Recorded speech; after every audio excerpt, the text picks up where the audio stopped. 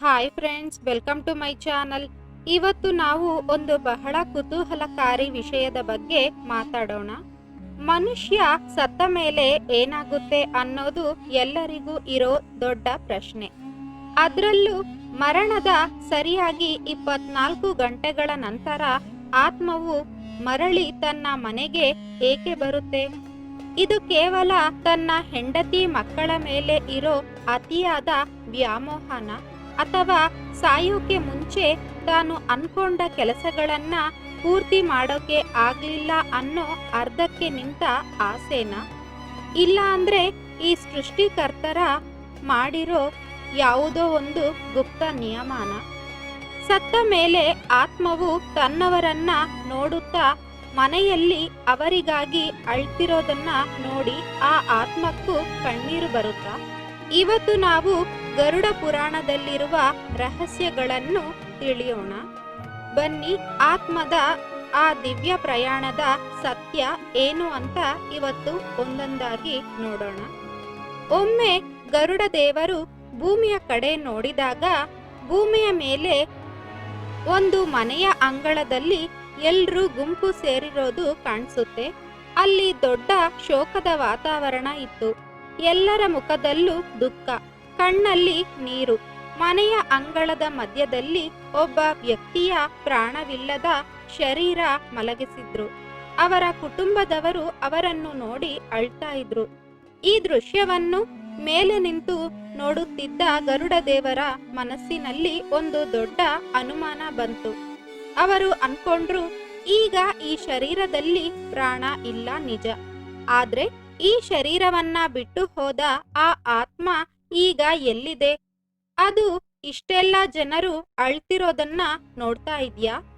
ಈ ಮನೆಯಲ್ಲಿ ತಾನು ಇಷ್ಟು ವರ್ಷ ಕಷ್ಟಪಟ್ಟು ಸಂಪಾದನೆ ಮಾಡಿದ ಆಸ್ತಿ, ತಾನು ಪ್ರೀತಿಯಿಂದ ಕಟ್ಟಿದ ಈ ಮನೆ, ಇದನ್ನೆಲ್ಲ ಬಿಟ್ಟು ಹೋಗೋಕೆ ಅದಕ್ಕೆ ಮನಸ್ಸು ಬರುತ್ತಾ? ಆ ಮೋಹದಿಂದ ಅದು ಮತ್ತೆ ಮನೆಗೆ ಮರಳಿ ಬರುತ್ತಾ?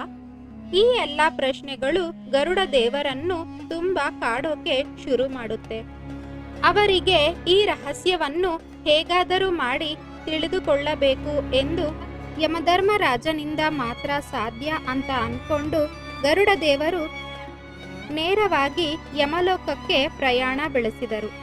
ಅಲ್ಲಿ ಯಮಧರ್ಮರಾಜರನ್ನು ಭೇಟಿಯಾಗಿ ಕೈ ಮುಗಿದು ತನ್ನ ಮನಸ್ಸಲ್ಲಿದ್ದ ಈ ಎಲ್ಲ ಸಂಶಯಗಳನ್ನ ಒಂದೊಂದಾಗಿ ಹೇಳಿದರು. ಯಮಲೋಕಕ್ಕೆ ತಲುಪಿದ ಗರುಡ ದೇವರು ಅಲ್ಲಿ ಸಿಂಹಾಸನದ ಮೇಲೆ ಕುಳಿತಿದ್ದ ಯಮಧರ್ಮರಾಜನಿಗೆ ಭಕ್ತಿಯಿಂದ ನಮಸ್ಕಾರ ಮಾಡಿದರು. ಯಮಧರ್ಮರಾಜ ಮಂದಹಾಸದಿಂದ, ಬಾ ಗರುಡ, ವೈಕುಂಠವನ್ನು ಬಿಟ್ಟು ಇಂದು ಈ ಯಮಪುರಿಗೆ ಏಕೆ ಬಂದೆ? ನಿನ್ನ ಮನಸ್ಸಿನಲ್ಲಿ ಏನೋ ದೊಡ್ಡ ಗೊಂದಲ ಇರುವಂತೆ ಕಾಣುತ್ತಿದೆ, ಏನದು ಎಂದು ಕೇಳಿದರು. ಆಗ ಗರುಡ ದೇವರು ವಿನಯದಿಂದ ಹೀಗೆ ಕೇಳಲು ಶುರು ಮಾಡಿದರು. ಧರ್ಮರಾಜ, ನಾನು ಇಂದು ಭೂಲೋಕದ ಮೇಲೆ ಸಂಚರಿಸುವಾಗ ಒಂದು ದೃಶ್ಯ ಕಂಡೆ. ಅಲ್ಲಿ ಒಬ್ಬ ವ್ಯಕ್ತಿ ಪ್ರಾಣ ಬಿಟ್ಟಿದ್ದ. ಆತನ ಸುತ್ತಲೂ ಆತನ ಕುಟುಂಬದವರು ಅಳ್ತಿದ್ರು. ಈ ದೃಶ್ಯ ನೋಡಿ ನನ್ನ ಮನಸ್ಸು ಕರಗಿ ಹೋಯಿತು. ನನಗೀಗ ಕೆಲವು ರಹಸ್ಯಗಳು ತಿಳಿಯಲೇಬೇಕು. ಸ್ವಾಮಿ, ಮನುಷ್ಯ ಸಾಯೋಕೆ ಮುಂಚೆ ಆತನಿಗೆ ಏನಾದ್ರೂ ಮುನ್ಸೂಚನೆ ಸಿಗುತ್ತಾ? ಅಂದ್ರೆ ಸಾವು ಹತ್ತಿರ ಬರ್ತಿದೆ ಅಂತ ದೇವ್ರು ಅವನಿಗೆ ಯಾವುದಾದರೂ ಸಂಕೇತ ಕೊಡ್ತಾರಾ? ಎಲ್ಲರೂ ಹೇಳ್ತಾರೆ ಮರಣದ ಸರಿಯಾಗಿ 24 ಗಂಟೆಗಳ ನಂತರ ಆತ್ಮವು ಮರಳಿ ತನ್ನ ಮನೆಗೆ ಬರುತ್ತೆ ಅಂತ. ಇದು ನಿಜಾನಾ? ಕೊನೆಯದಾಗಿ ಈ 24 ಗಂಟೆಗಳ ಕಾಲ ಆತ್ಮವು ಮನೆಯಲ್ಲೇ ಇದ್ರೆ ಆಮೇಲೆ ಏನಾಗುತ್ತೆ? ಯಮದೂತರು ಬಂದು ಅದನ್ನ ಹೇಗೆ ಕರ್ಕೊಂಡು ಹೋಗ್ತಾರೆ? ಆ ದಾರಿ ಹೇಗಿರುತ್ತೆ? ಪಾಪಿಗಳಿಗೆ ಮತ್ತೆ ಪುಣ್ಯವಂತರಿಗೆ ಸಿಗೋ ದಾರಿ ಒಂದೇ ತರಹ ಇರುತ್ತಾ ಅಥವಾ ಬೇರೆ ಬೇರೆನಾ? ಈ ಎಲ್ಲ ರಹಸ್ಯಗಳನ್ನ ನನಗೆ ವಿವರವಾಗಿ ತಿಳಿಸಿಕೊಡಿ ಪ್ರಭು. ಗರುಡ ದೇವರ ಈ ಸಾಲು ಸಾಲು ಪ್ರಶ್ನೆಗಳನ್ನು ಕೇಳಿದ ಯಮಧರ್ಮರಾಜ, ಗರುಡನೇ, ನೀನು ಕೇಳಿರೋದು ಇಡೀ ಮಾನವ ಕುಲಕ್ಕೆ ಬೇಕಾಗಿರೋ ದೊಡ್ಡ ರಹಸ್ಯಗಳು. ಇವನ್ನೆಲ್ಲ ಸುಮ್ಮನೆ ಹೇಳಿದ್ರೆ ಅರ್ಥವಾಗಲ್ಲ. ಇದನ್ನ ತಿಳಿಯೋಕೆ ನೀನು ಶೀಲನಿಧಿ ಅನ್ನೋ ಬ್ರಾಹ್ಮಣನ ಕತೆ ಕೇಳಬೇಕು ಅಂತ ಕತೆ ಶುರು ಮಾಡ್ತಾರೆ.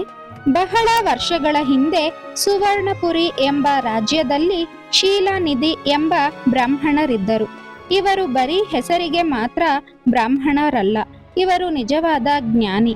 ದಿನವೂ ಸೂರ್ಯೋದಯಕ್ಕೂ ಮುನ್ನ ಎದ್ದು ಸ್ನಾನ ಮಾಡಿ ಭಕ್ತಿಯಿಂದ ಶ್ರೀಹರಿಯ ಪೂಜೆ ಮಾಡುತ್ತಿದ್ದರು.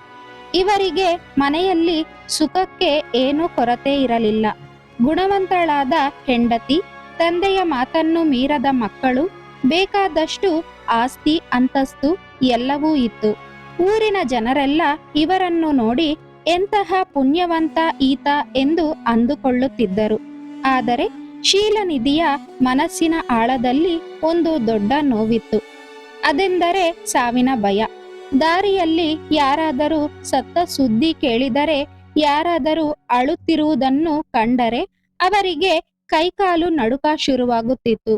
ಒಂದು ದಿನ, ನಾನು ಹೀಗೆ ಸಾಯಬೇಕಲ್ಲ, ಈ ಸುಂದರವಾದ ಮನೆ, ನನ್ನನ್ನು ಪ್ರೀತಿಸುವ ಹೆಂಡತಿ, ಮಕ್ಕಳು, ಈ ಹಣ ಆಸ್ತಿ ಎಲ್ಲವನ್ನೂ ಇಲ್ಲೇ ಬಿಟ್ಟು ಹೋಗಬೇಕಲ್ಲ, ನಾನು ಒಬ್ಬನೇ ಆ ಕತ್ತಲೆಯ ಹಾದಿಯಲ್ಲಿ ಹೇಗೆ ನಡೆಯಲಿ ಎಂಬ ಯೋಚನೆಗಳು ಆತನನ್ನು ಹಗಲು ರಾತ್ರಿ ಕಾಡುತ್ತಿದ್ದವು.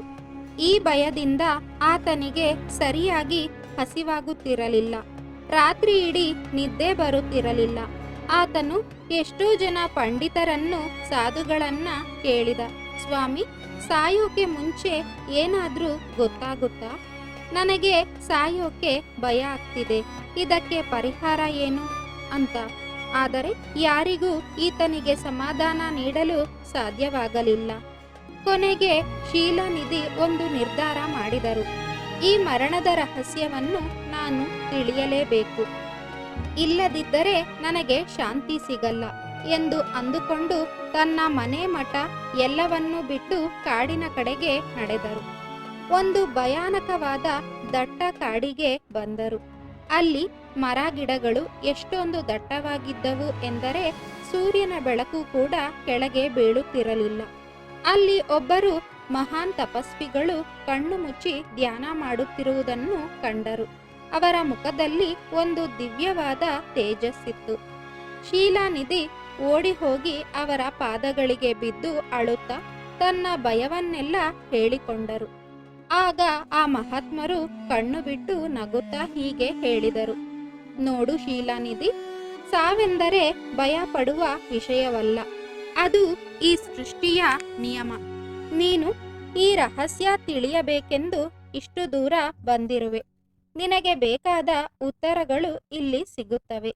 ಈ ಕಾಡಿನ ಹಾದಿಯಲ್ಲಿ ಇನ್ನು ಸ್ವಲ್ಪ ದೂರ ಹೋದರೆ ನಿನಗೆ 7 ವಿಚಿತ್ರ ಜೀವಿಗಳು ಕಾಣಿಸುತ್ತವೆ. ಅವು ನಿನಗೆ ಕೆಲವು ಒಗ್ಗಟ್ಟುಗಳನ್ನು ಕೇಳುತ್ತವೆ.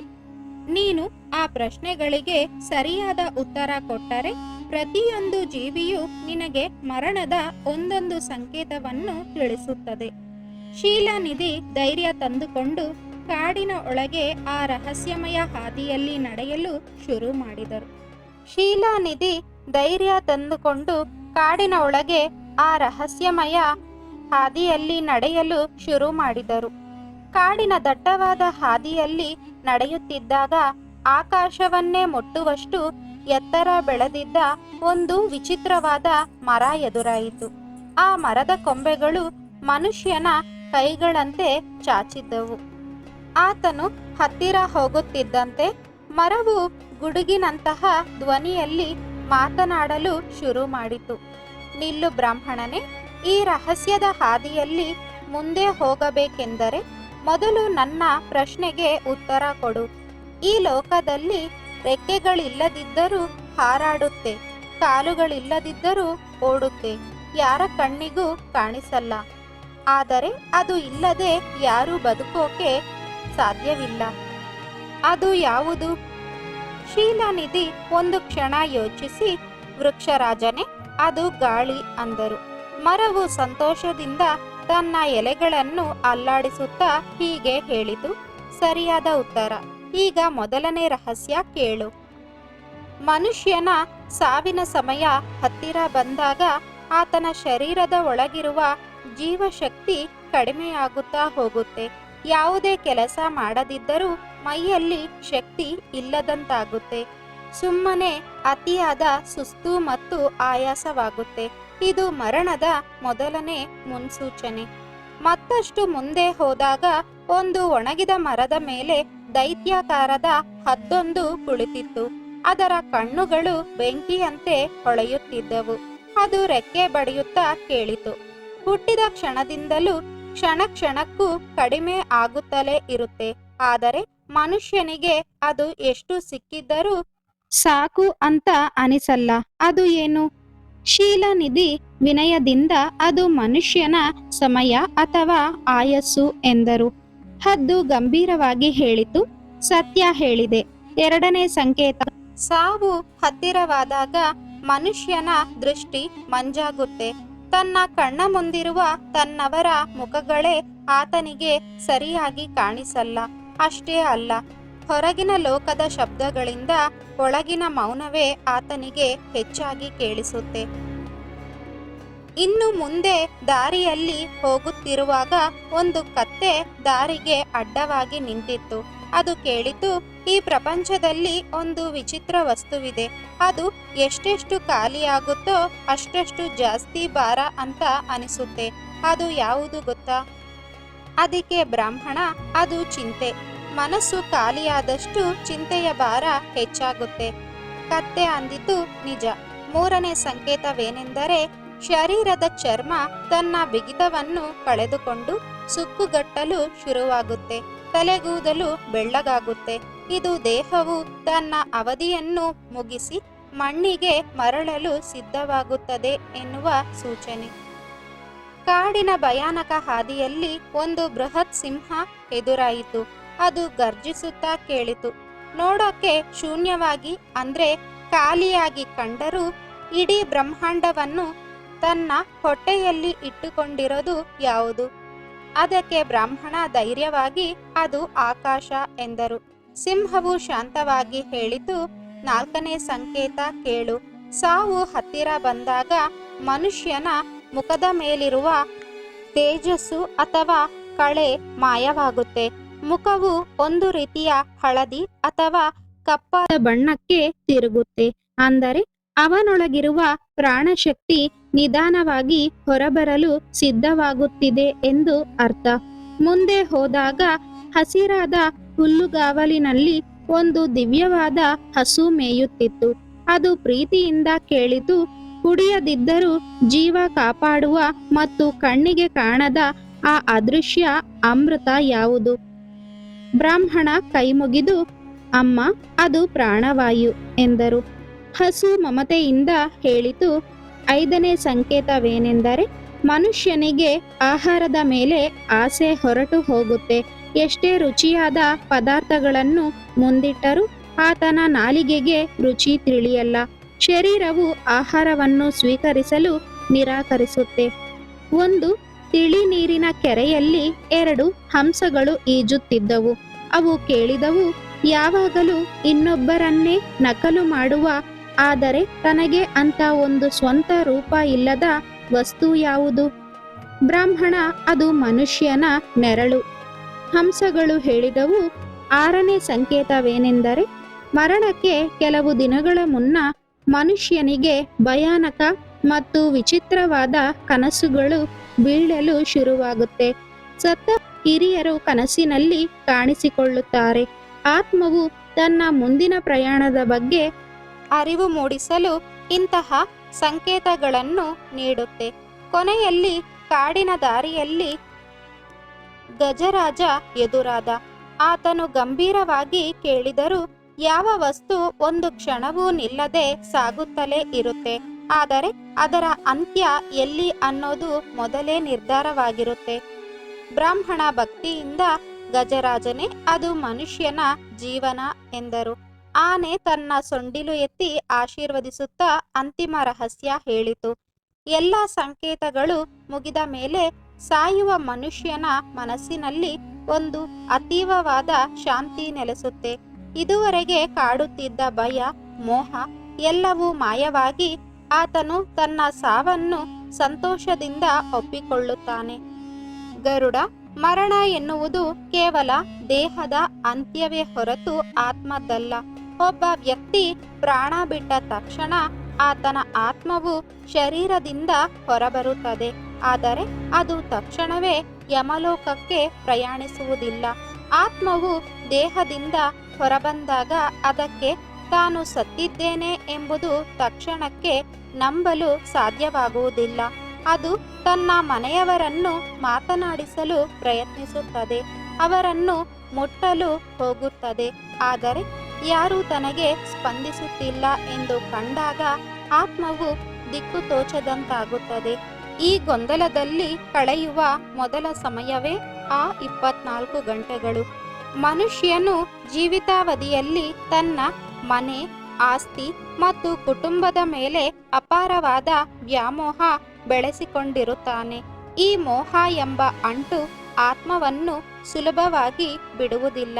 ತನ್ನ ಮನೆಯ ಪ್ರತಿಯೊಂದು ವಸ್ತು ತನಗೆ ಸೇರಿದ್ದು ಎಂಬ ಹಠದಿಂದ ಆತ್ಮವು ತನ್ನ ಮನೆಯ ಅಂಗಳದಲ್ಲಿಯೇ ಇರುತ್ತದೆ. ಮನೆಯವರು ಶವದ ಸುತ್ತ ಕುಳಿತು ಅಳುತ್ತಿರುವಾಗ ಅವರ ಕಣ್ಣೀರು ಆತ್ಮವನ್ನು ಎಳೆದು ಹಿಡಿಯುತ್ತದೆ. ತನ್ನವರು ಪಡುತ್ತಿರುವ ಕಷ್ಟವನ್ನು ನೋಡಿ ಆತ್ಮವು ವ್ಯಥೆ ಪಡುತ್ತದೆ. ಅವರ ವಿಲಾಪವನ್ನು ಕೇಳುತ್ತಾ ತಾನು ಹೋದರೆ ಇವರ ಗತಿಯೇನು ಎಂಬ ಚಿಂತೆಯಲ್ಲಿ ಆತ್ಮವು ಮನೆಯ ಸುತ್ತಲೇ ಇರುತ್ತದೆ. ಆತ್ಮವು ರೀತಿಯಲ್ಲಿ ಶಾಸ್ತ್ರೋಕ್ತವಾಗಿ ಅಂತಿಮ ಸಂಸ್ಕಾರ ನಡೆಯುತ್ತಿದೆಯಾ, ತನಗೆ ನೀಡಬೇಕಾದ ಗೌರವ ಸಿಗುತ್ತಿದೆಯಾ ಎಂಬುದನ್ನು ನೋಡಲು ಅದು 24 ಗಂಟೆಗಳ ಕಾಲ ಕಾದು ನೋಡುತ್ತದೆ. ಒಂದು ವೇಳೆ ಅಂತಿಮ ಸಂಸ್ಕಾರ ಸರಿಯಾಗಿ ನಡೆಯದಿದ್ದರೆ ಆತ್ಮವು ಅತೀವ ತಳಮಳಕ್ಕೆ ಒಳಗಾಗುತ್ತದೆ. ಈ 24 ಗಂಟೆಗಳ ಕಾಲಾವಕಾಶವು ಪ್ರಕೃತಿಯೇ ನೀಡಿದ ಒಂದು ಕಾಲ. ಇನ್ನು ಮುಂದೆ ಈ ಮನೆಯಲ್ಲಿ ನಿನಗೆ ಸ್ಥಾನವಿಲ್ಲ, ನಿನ್ನ ಈ ದೇಹವು ಮಣ್ಣಾಗಲಿದೆ ಎಂಬ ಕಟು ಸತ್ಯವನ್ನು ಆತ್ಮವು ಒಪ್ಪಿಕೊಳ್ಳಲು ಈ ಸಮಯ ಬೇಕಾಗುತ್ತದೆ. 24 ಗಂಟೆಗಳು ಕಳೆದಂತೆ ಆತ್ಮಕ್ಕೆ ತನ್ನ ಲೌಕಿಕ ಜೀವನ ಮುಗಿದಿದೆ ಎಂಬ ಅರಿವು ಮೂಡುತ್ತದೆ. ಗರುಡ ಈ 24 ಗಂಟೆಗಳ ಕಾಲ ತನ್ನವರ ನಡುವೆ ಇದ್ದು ಎಲ್ಲವನ್ನು ಸೂಕ್ಷ್ಮವಾಗಿ ಗಮನಿಸಿದ ನಂತರವೇ ಆತ್ಮವು ಮುಂದಿನ ಪ್ರಯಾಣಕ್ಕೆ ಸಿದ್ಧವಾಗುತ್ತದೆ. ಅದಾದ ಬಳಿಕ ಯಮದೂತರು ಆ ಆತ್ಮವನ್ನು ಕರ್ಮಗಳ ಲೆಕ್ಕಾಚಾರಕ್ಕಾಗಿ ಕರೆದೊಯ್ಯುತ್ತಾರೆ. ಅಲ್ಲಿಂದ ಮುಂದೆ 13 ದಿನಗಳ ಕಾಲ ಅದರ ಮುಂದಿನ ಗತಿ ನಿರ್ಧಾರವಾಗುತ್ತದೆ. ಈ ವಿಡಿಯೋ ನಿಮಗೆ ಇಷ್ಟ ಆಗಿದ್ರೆ ವಿಡಿಯೋನ ಲೈಕ್ ಮಾಡಿ, ಶೇರ್ ಮಾಡಿ, ಕಮೆಂಟ್ನಲ್ಲಿ ಜೈ ಶ್ರೀಕೃಷ್ಣ ಎಂದು ಬರೆಯಿರಿ. ಚಾನಲ್ನ ಸಬ್ಸ್ಕ್ರೈಬ್ ಮಾಡ್ಕೊಳ್ಳಿ. Thank you for watching.